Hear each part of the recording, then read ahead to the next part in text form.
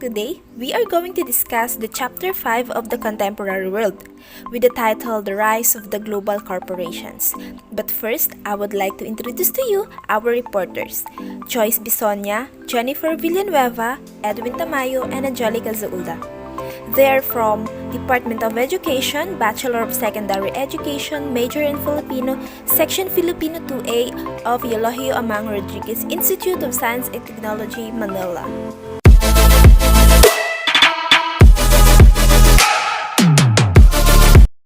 Hi everyone, I'm Joyce from DSF Field 2A and my topic was globalization, the challenges of globalization, the market and internal factors, followed by the presence in key global markets, also the competitive strategies of global corporation. Included with that are the cost leadership, differentiation, and focus. My last topic would be the globalization drivers and market factors, cost factors, environmental. Globalization is the process of interaction and integration among people, companies, and governments worldwide. When we say worldwide, it is international. Bawat bansa sa buong mundo ay kailangan makipag-globalize. By the way, kapag globalization, it is the exchanging, trading of goods, products, items, and also the services. Companies need to globalize their international strategies. Why? Because hindi naman lahat ng bansa pare-parehas ng standard. Halimbawa, hindi naman yung strategy mo sa ganitong bansa ay applicable sa kabilang bansa. The best example for this is, ako negosyante. And ang business ko is clothing line. Nagsusupply ako sa ganitong, for example, Philippines. Nag-supply ako sa Philippines sa mga damit na gusto nila very revealing. Yung nag-show off na too much skin. Ganun yung mga gusto nila. So, yung mga designs ko, sa clothing line ko, is nakadepende sa gusto nila. Diba? Ibig sabihin yung mga designs very revealing din. So, the relationship with that country is very good. So, gusto ko naman pasukan yung iba namang bansa. Gusto ko naman mag-supply sa kanila kasi gusto kong expand yung business ko. So, papasukan ko yung bansang Saudi Arabia. Ngayon, the struggle is yung mga designs ko hindi applicable dito sa Saudi Arabia. Because, Saudi Arabia is very known for very conservative people. So, yung mga designs ko na very revealing is hindi applicable nga. So, as a negosyante, kung gusto mong pasukan yung isang bansa, gagawa ka ng mga strategies na alam mong applicable sa kanila. E di ngayon, as a business owner, kailangan ko magbago ng mga designs. Gagawa ko ng mga designs na medyo conservative yung team. Medyo mahaba, yung medyo mararaming tela, na kakailanganin para sa isang damit, yung mga ganun. Kailangan mo i-consider yan. Kasi kung gusto mong mag-grow yung business mo, diba? Mag-consider ka ng mga maraming standard. Kung applicable ba yung ganitong ginagawa mo sa isang bansa.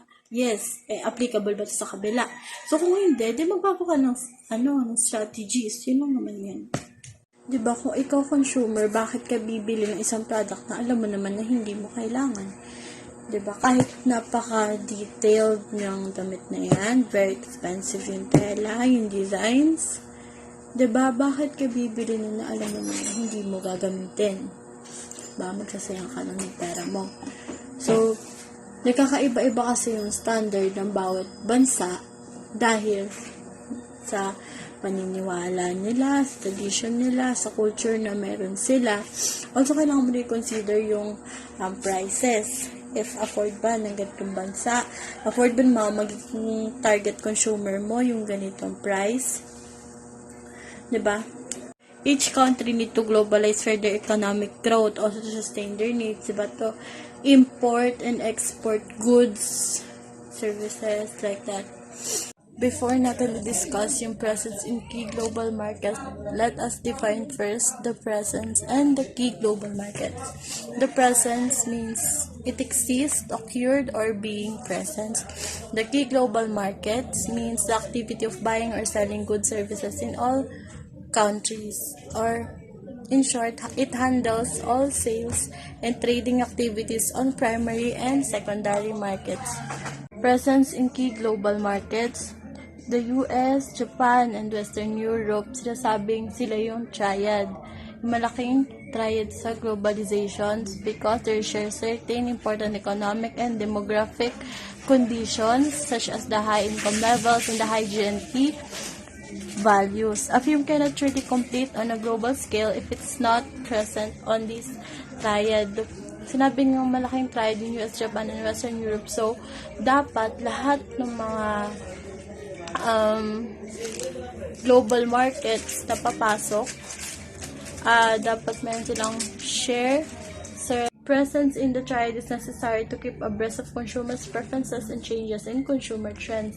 Ito kasing triad na to, meron silang malalaking number ng consumer.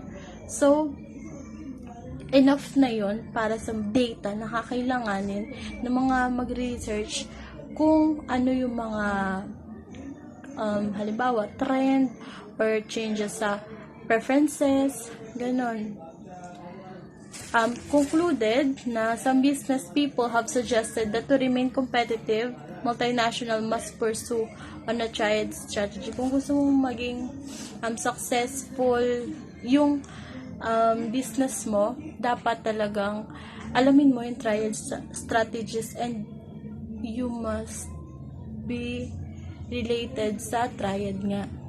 Diba? Kung gusto mong mag-grow talaga yung business mo. Kasi sila yung foundation ng globalization. Competitive strategies of global corporation. The international or domestic can gain an advantage over competitors in 3 ways na itatakal ko mamaya. So, tinatawag din itong generic competitive strategies. Cost leadership. Goal is to manage well the costs associated with development, production, and marketing of a product. Lagi mas pinipili ng consumer yung mas mababang presyo ng produkto, ng goods, or ng serbisyo. So, as a negosyante, it is a challenge for you on how you will label your product cheaper than the others. Diba? Kasi, kahit gaano kaganda yung produkto mo, kahit gaano yan kadetalyado, if it's not affordable, then how the consumer purchase it, diba? Kasi ang mahal. So, dapat yung mga strategies mo, magsisimula tayo sa production. Yung mga materials na kakailanganin mo, yung mga raw materials, dapat kunin mo siya sa mas mababang presyo. Kasi marami pa yung pagdadaanan ba from raw, process, then finished product. So, sa process naman tayo, nakuha mo na siya naman sa baba. Sa process naman, better if human labor yung gagamitin mo kung nasa malaking manufacturer company ka na. Kasi, aside sa mas quality, di ba mas detailed yung gawa. Di ba mas nakikita mo yung mga tao mong gumagawa mismo. Though, maganda rin naman kapag technology kasi wala ka nang gagawin, naantayin mo na lang na yung finished product. Tapos, kaso nga may mga technical errors na nangyayari. 'Di ba? Well, sa human labor meron din, pero mas prefer kasi talaga yung human labor. Though mas mabilis yung production kapag technology yung gagamitin. So, ang minimin ko lang dito sa cost leadership, dapat as a negosyante, yung goal mo is ma-manage mo na maayos yung yung finances mo. Yung mga perang lumalabas sa'yo, tsaka mga perang papasok sa'yo. Well, dapat tandaan lang dito is yung pricing, labeling ng pricing. Kung paano mo i-label yung produkto mo na mas mababa dun sa kaparehas mo na nagbebenta. Another strategy is a differentiation based on the firm fielding products that consumers perceive as different or unique. Diba? Halimbawa lang sinabi ko kanina, kapag nasa isang bazaar ka, di ba marami dyan pare-parehas ng nagtitinda? Paano ba nila nakukuha yung attention mo? Diba? Una mong tinitingnan syempre yung distinctive brand name. Kung kakaiba ba yung brand name niya, unique pa. Tapos yung product features, halimbawa, parehas, bibili ka ng bag. kung mas detailed yung ay sa features, kung ano ba yung, halimbawa, eto, 3-in-1 yung bag niya. Hindi to kape 3-in-1 yung bag niya. Tapos eto, 2-in-1 lang. Isa kasi pwedeng backpack, pwedeng belt bag, pwedeng, ano ba yung nasa gilid? Sling bag. Tapos yung isa naman, pwede lang siyang backpack tsaka sling bag. Diba? Isipin mo, ano yung mas magagamit mo ng mas maraming paraan. Yung mga feature na kayang i-offer ng product na yun. So, mas pipiliin mo itong 3-in-1 na bag. Diba? Kasi mas maraming paraan mo siyang magagamit. The next is the design. Diba? Kahit gaano kadaming features naman nitong isang product, if yung designs niya masyadong, halimbawa, ikaw, isa kang Gen Z ka, tapos masyadong, for you, masyadong makaluma yung designs nitong isa. Siyempre, hindi mo yung bibilin. Mas pipiliin mo itong isa na mas modern yung designs.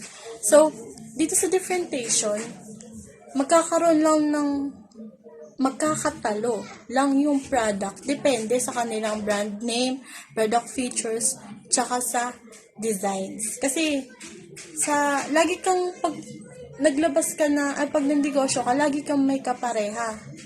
Diba? So, it's up to you on how you make your product unique para mas tangkilikin ng masa. For the focus naman, scope of the firm's operation. Nasabi dito na dapat pinakamagandang strategy is magkaroon ka ng mismong target consumer, hindi na ng target market. Dapat meron kang talagang target consumer. Sino talaga yung mga piling taong bibili sa'yo? Diba yung alam mong sila yung mismong bibili ng products mo. Kasi yung difference nito sa pagkakaroon ng broad na consumer is, yung sa broad consumers, yung mga gagamitin mong designs, features, mga ganun, medyo magkakaroon ka pa ng confusion doon kasi tatanungin mo yung sarili mo, magugustuhan ba to ng mga consumer ko? Kasi dito sa focus na meron ka talagang target consumer, alam mo, yung mga features na kakailanganin nitong consumer mo. Halimbawa na lamang sa bags ulit. If dito sa broad consumer, gagawa ka ng mga bag na alam mong trendy, na magugustuhan ng mga tao. Etong isa naman, dito sa focus customers or target consumers, alam mo yung mga tao nagugustuhin nila yung mga bags na local made, halimbawa yung mga rattan, mga ganon, mga handmade. So alam mo, sa mga turista, alam mo na yung mga tao, alam mo na yung mga gusto ng mga taong bibili sa'yo. Aside dito sa differentiation, meron kasi possibility na hindi magustuhan ng consumer, diba, ma-reject, yung mga, hindi naman totally ma-reject, parang ma-neglect lang yung designs mo. Pero may mga bibili pa rin. Pero aside dito sa, mas mabilis kasi yung production, yung pag-consume dito sa isa. Kapag alam mo yung mga target consumer mo. Globalization drivers both external and internal factors will create favorable conditions for the development of strategies divided into four: yung market factors, cost, environment, and competitive factors. The market factors. First, the spending habits. Second, educational background, income levels, lifestyle, and the use of leisure time. Well, as a normal person, magtatanong ka, why kailangan pang i-consider yung educational background, yung lifestyle, yung use of leisure time. Supposedly, wala namang pakialam yung isang negosyante dun sa mga ganyang, mga ganyang bagay. Well, hindi yan totoo. Kasi, as a negosyante, mas titingnan mo kung ano yung pangangailangan tsaka yung laging ginagawa ng tao. For example, magtatayo ka ng isang business sa isang malapit sa basketball court. Gusto mo ang clothing line. So, makikita mo na yung mga tao mahilig mag-basketball. Every Saturday, meron silang mga Zumba. Tapos every Sunday, meron namang yoga. Or sa hapon, meron meditation class. Diba? Di yung mga ibibenta mo ng mga produkto, hindi lang pang fashion. Magkakaroon ka rin ng mga tindang mga jersey. Magkakaroon ka rin ng mga yoga suit. mga gano'n, kaya yoga equipment, kung ano yung mas alam mong kakailanganin ng tao, yun yung ititinda mo, 'di ba? So, it's very important na malaman yung mga ganitong bagay. Siyempre, yung level of demand, tsaka yung purchasing power ng tao. Kung hindi ka naman magli-label ng mga very expensive amount kung nasa rural area ka, 'di ba? Siyempre, yung mga tao dyan, hindi sila ganun. Ibaga yung spend nila ng pera, gusto nila worth it. Kaya, dapat yung label mo ng price is medyo mababa. Kasi hindi naman, di ba, pag nasa rural area naman, ang importante sa kanila is to survive their everyday lives. Hindi naman sila basta bibili ng mga damit. So, kailangan, yung yung tinda mong damit, medyo mababa yung price. 'Di ba? It also depends on the condition. Cost factors. Avoiding cost inefficiency and duplication of effort are the two of the most powerful globalization drivers. Not going to necessarily spend precious resources in one country project. So, mas malawak na kasi yung resources na meron tayo ngayon. Mas mabilis na tayo maka-invent, makabuo ng isang product kasi technology is present, diba? Tapos raw materials, medyo madali na sa panahon ngayon makakuha ng mga raw materials.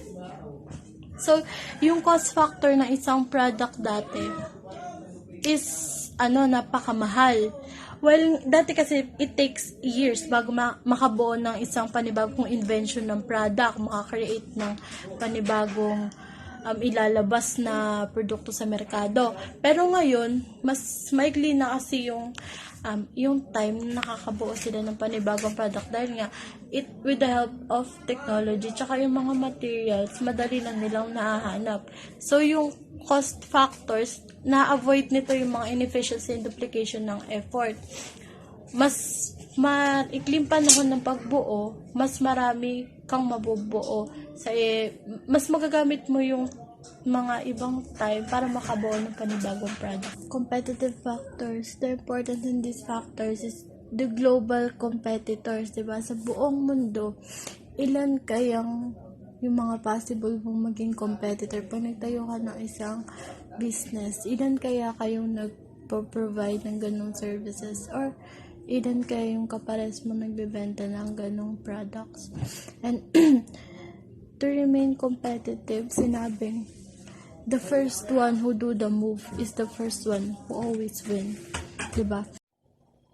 Hello, good day everyone. My name is Edwin Tamayo from Filipino 2A, Group 4 Contemporary World. I am discussing to you the functions of global corporation, structural period of global corporation, investment base, trade base, and digital globalization, including emerging global corporation. Functions of global corporations. As global corporations, capital markets open up within them, giving companies a powerful mechanism for arbitrage across national financial markets. Instead of managing currency exposures through the financial market, global firms can offset natural currency exposures through their worldwide operations. International companies are importers and exporters, typically without investment outside of their home country. So, an international company is involved in exporting and selling its goods and services to other nations. But other than exporting, importing, such as purchasing raw materials, has no other investment in these other nations. All of the business functions and headquarters remain in the country of origin, and there are no branches of the company overseas in any of the nations the business trades with. This allows a company to streamline its decision-making process and saves the business the cost and hassle of establishing offices around the world. Multinational companies have investment in other countries, but do not have coordinated product offering in each country. So, a multinational company is a business that operates in many different countries at the same time. In other words, It's a company that has business activities in more than one country. Today's international markets are almost unavoidable even for smaller companies. Global companies have invested in and are present in many countries. So a global company has a foothold in multiple countries, but the offerings and processes are consistent in each country. For example, a major soda brand can set up shop in different countries, but the recipe does not change in the global model. The company uses the same ingredients and manufacturing processes regardless of local culture in a global model. The business does not adapt to local norms, but rather it imposes its existing business model on the country. Transnational companies are more complex organizations which have invested in foreign operations, have a central corporate facility but give decision making, research and development, and marketing powers to each individual foreign country. A transnational corporation is an enterprise that is involved with the international production of goods or services, foreign investments, or income and asset management in more than one country. It sets up manufacturing factories in developing countries as land is cheaper there. Let's move on to the structural periods of global corporation. 1. Investment-based globalization, 1950 to 1970. Dominated by producer-driven commodity or value chains, which in turn tended to be dominated by firms, characterized capital focus on large-scale or capital-intensive manufacturing extractive industries. It is investment globalization is defined in principle as the proportion of all invested capital in the world that is owned by non-nationals.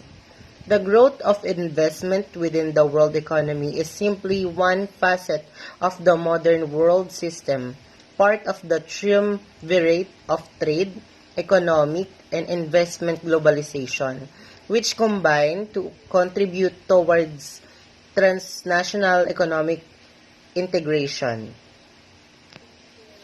Number 2. Trade-based globalization 1970 to 1995 was due the emergence of Japan as a major producer nation, especially of automobiles and consumers electronics from the 1970s onward. And this is a type of economic globalization and the measure, economic indicator of economic integration. On a national scale, it loosely represents the proportion of all production that crosses the boundaries of a country, as well as the number of jobs in that country dependent upon external trade. Number 3. Digital globalization, 1995 onwards. It affected the entire structure of how global corporations operate, and digitalization is transforming the classic value chain of manufacturing focused on innovations. So, individuals are using global digital platforms to learn, find works, showcase their talent, and build personal networks. Some 900 million people have international connections on social media, and 360 million take part in cross-border e-commerce. Digital platforms for both traditional employment and freelance assignments are beginning to create a more global labor market. In this increasingly digital era of globalization, large companies can manage their international operations in a learner, more efficient ways. Using digital platforms and tools, they can sell in fast-growing markets while keeping virtual teams connected in real time. This is a moment for companies to rethink their organizational structures, products, assets, and competitors. Global flows of all types support growth by raising productivity, and data flows are amplifying this effect by broadening participation and creating more efficient markets. 4. Emerging global corporations. Basic element. Bharat Forge, CEMEX Mexico, China International Marine, Containers Group, Costco Group China, Embraer Brazil,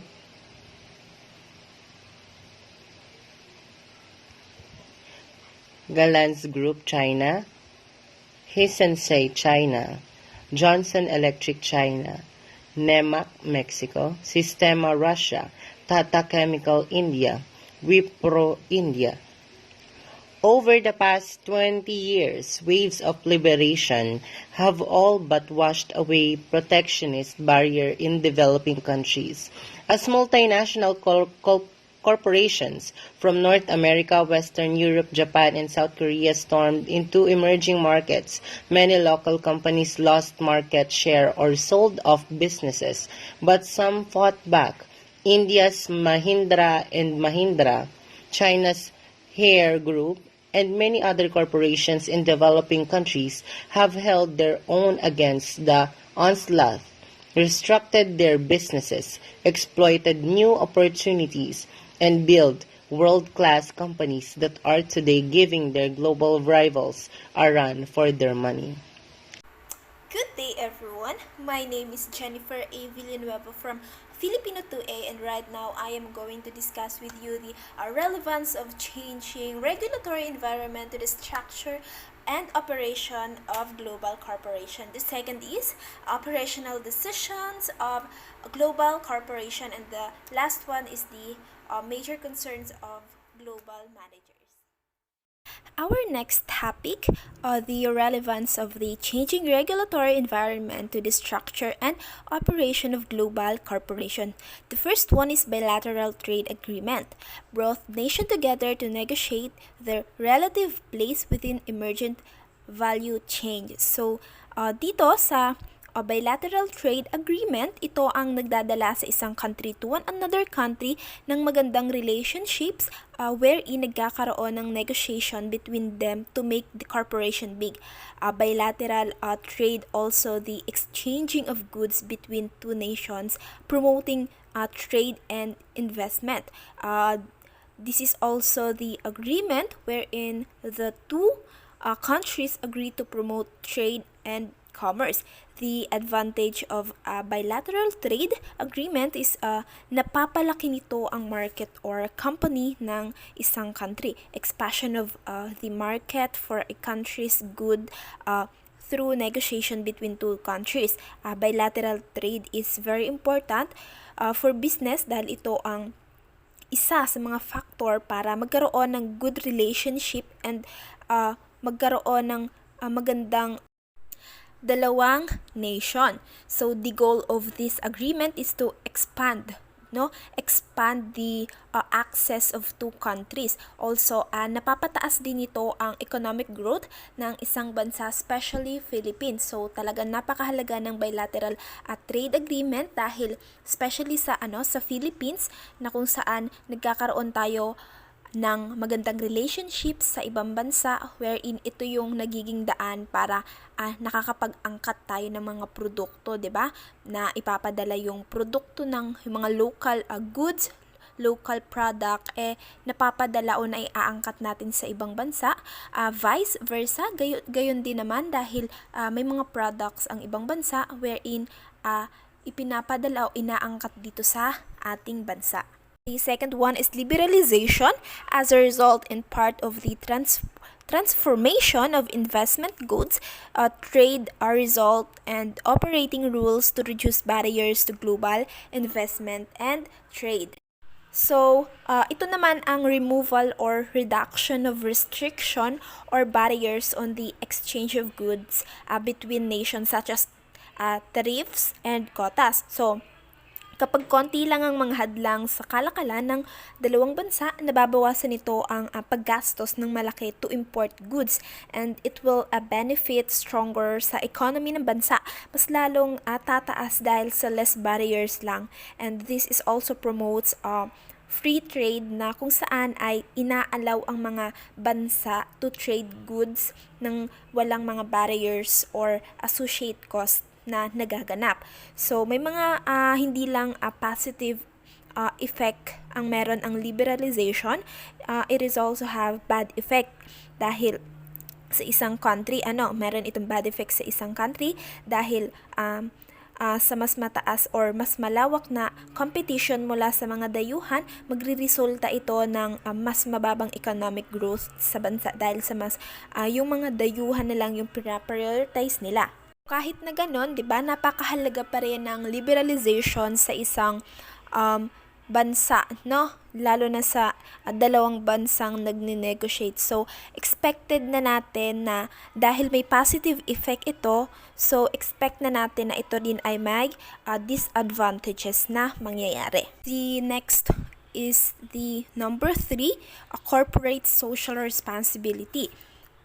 Brought global corporations to be more accountable across the range of their many and varied stakeholders. Ito naman ang self-regulating business modern wherein kumokontrol o tinutulungan or sabihin natin be socially accountable to itself, to the stakeholders, and to the public. So this is also called as corporate citizenship. So tinatawag tong corporate citizenship na may mga awareness sa lahat ng aspects such as society, economic, social, and environment. So, napakahalaga nito to both consumers and company. So, maraming mga program ang corporate social responsibility na napapahusay o napapataas ang moral ng trabaho. Kumbaga, nagiging socially responsible sila hindi lang sa sarili kundi sa mga stakeholders. Isa sa mga example ng corporate social responsibility ay ang Starbucks na talaga namang popular sa hindi lang sa bansa, hindi lang sa Philippines kundi sa ibang bansa. Dito ay makikita natin na pumupunta ang mga tao, hindi lang mga ordinary people kundi 'di ba yung mga ilang mga personality na makikita natin sa television. So, this has long been known for its keen sense of corporate social responsibility and commitment to sustainability and community welfare.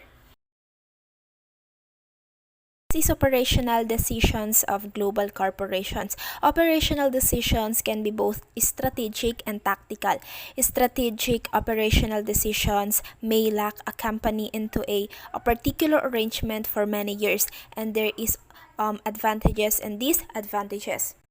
So, sa isang global corporations, napakahalaga na hindi lang isang beses ang pagpaplano or pagpapatupad dahil ito ay napakalaking corporation wherein hindi lang ikaw, kundi marami kayo, mga stakeholders and countries. Dapat ang mga decisions na ginagawa ay isinasaalang-alang din ang impact nito sa products na dinidevelop.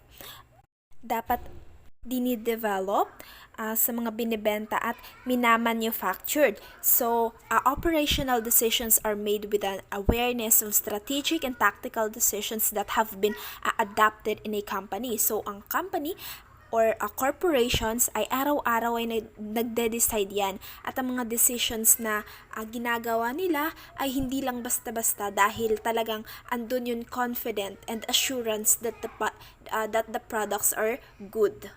Next is major concerns of global managers. So, hindi lang puro positive results or outcome ang meron sa mga corporation. So, meron din silang mga issues or concerns na mga hinaing na gustong masolve. The first one is procurement issues.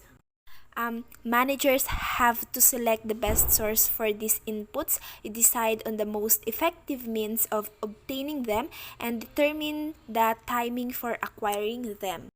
So, sa procurement issues, based on my research, ay may mga ilang challenges or issues mayroon ang mga managers sa procurement issues na ito. Una ay ang risk management wherein dahil ito ang isa sa mga inaalala ng mga managers on suppliers' financial status na sinusundan ng health and safety and industry practices. So, as a managers, hindi lang dapat ikaw yung magsusupervise or what, it is important na i-manage mo rin yung mga employee na under mo. Are they okay or what? Dahil kapag may mga incidents na nagaganap ay kumbaga sakop ng company ang kanilang mga employee. So, dapat ay as a manager, dapat isinasaalang-alang mo rin yung situation, condition, 'di ba? Yung kapakanan ng employee mo. So, 'yon. The second one is the reputation and brand image. Ito kadalasan ay nagaganap sa isang corporation dahil sa may mga complaints sila about product or either sa employee. Kapag nangyayari ang ganitong issue, 'di ba? Kadalasan ay unang hinahanap asa ng manager, I want to talk to her, I want to talk to her, 'di ba? Dahil syempre iyon ang may mataas na position dahil sa ganitong issue na nagaganap, this will lead to being damage of reputation, even the brand image. Good day everyone, my name is Angelica Maria Rasaulda. I'm going to discuss with you first is operational strategies of global corporation, and second is differentiating goods from services, and the lastly is challenges of globalization. Operational strategies of global corporation. First, location of facilities. Location of facilities can be located to take advantage of inputs or markets and can be concentrated or dispersed. Meaning, nasa initial planning stage na siya. It's involved selecting region or general area. Dito rin makikita kung where the facility is located. For example, located siya sa Laguna. Meron din siya sa Lucena. Yung mga ganun, parang mga branches. Inputs versus market. If sources of inputs are relatively close to major markets, then facilities can be located convenient to both. First, market is a factor of production. So, yun yung market. So, kung yung input na yan, magiging closely to the market, mas convenient. Kasi, these the resources they need to produce their goods and services. So, magiging maayos, magiging convenient. Tinatawag, pag ito, nag-connect silang dalawa, or sinasabi ng close, meaning, nag-connect sila, magiging convenient yung facilities, at tinatawag na din itong input market. Magkarugtong na sila. So, hindi na sila, kumbaga, magiging maayos yung facilities kung mag-join sila. B. Concentrated versus dispersed facilities. Depending on a firm choice of production strategy, the appropriate design for facilities will often differ. So, dito naman, depende yun sa magiging choice of production mo, kung ano yung magiging strategy mo, kung ano yung magiging plano. So, dapat lahat ng plano na gagawin mo, appropriate yung design niya dun sa facilities na napili mo. At dapat magiging kakaiba siya na parang talagang pinag-isipan at pinagplanuhan mo tapos ginamitan mo ng strategy, ganon. C. Distinctive characteristic of location. So, the distinctive characteristic of any location selected need to be considered by global companies prior to designing the facilities for that location, who may be climatic, cultural, physical, or governmental. So, dito naman, may sinusundan ka or may sinusunod ka katulad ng sinasabing global companies. So, kailangan aware din sila at yung design mo sa facilities na yon dapat pwedeng climatic, cultural, physical, or governmental. Climatic means yung temperature, tas yung culture nun, kung saan location ba yon, yung physical and your government nun, dapat alam mo. Hindi lang basta-basta ka magtatayo ng facilities na hindi mo naman alam yung surroundings. Yung mga ganon. So next is differentiating goods from services. The industrial economy was devoted to producing physical goods in large quantities, whereas the craft economy had focused on small-scale production. Products are a firm's saleable outputs. They can be anything: screw and bolts, high-tech medical equipment, beauty products, technical expertise, management services, or energy. Service often accompany goods. Service may compete with goods. And last, some service are by their nature distinct from goods management. Consulting service fall into this category. So meaning yung goods are the physical objects, while yung services naman is an activity of performing work for others. Ang goods kasi, nag-imply siya ng commodity or product na nadideliver sa customer.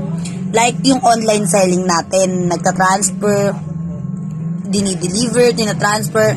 So, nasasatisfy tayo kasi gusto nga natin yung pinili natin yon, yung object na yon or yung goods na yon. Nasasatisfy tayo. While sa services naman, sila yung mismong nagpe-perform, yung tao mismo yung nagpe-perform na katulad sa pagmamanicure. So, mas nasasatisfy tayo kasi ginagawa sa atin yung bagay na yon. Talagang nakikita natin na sila yung gumagawa, sila yung nag-work para sa atin, ganyan. So, nasasatisfy tayo at nakukuha natin yung gusto natin na sineserve nila sa atin. Yung sinasabi dito na screw and bolts, high-tech medical equipment, beauty products, technical expert, management services, or energy. Isa sa halimbawa ng mga goods. Kasi yung mga, like beauty products, alam natin ngayon na sa online selling, maraming nagbebenta ng mga beauty products. So, yun yung pinaka-common dito sa example na nasa PowerPoint namin. Sinasabi dito na services may compete with goods. Kadalasan, yan yung mga magkakakompetensya. Kasi, 'di ba, imbis na ibibili mo sa online selling, kunwari, ay magpapagupit ako ng buhok. So, sa salon ka, pupunta ka sa salon para magupitan ka. So, masasatisfy ka kasi parang nagsiserve sila sa'yo eh. So, pag yung goods naman, ay hindi ako makakapagpagupit kasi may na-order ako sa Shopee, may na-order ako sa Lazada. Yung ibabayad ko sa pagpapagupit ko, ibibili ko na lang nung order kong yon. So, yung ganon, nagkakaroon ng kompetensya sa mga products at sa mga services. So, lastly is challenges of globalization. Companies who have tried the global concept have often run into problem with local differences, pitfalls that handicap global marketing programs and contribute to their suboptimal performance include market-related reasons such as insufficient research and a tendency to overstandards, as well as internal reasons such as inflexibility in planning and implementation. So, dito sa challenge of globalization, nandito na dadating yung mga struggles mo sa marketing programs. So, minsan magiging inflexibility tayo, hindi natin napagplanuhan ng maayos, nagkakaroon ng mga implementation, nagkakaroon ng mga insufficient, ibig sabihin hindi sapat, hindi naging tama yung paggawa, hindi na-reach yung standard, yung mga gustong gawin, hindi na umaakma dun sa naging plano, hindi umaakma dun sa naging outcome. So, minsan yun yung mga challenges talaga sa marketing.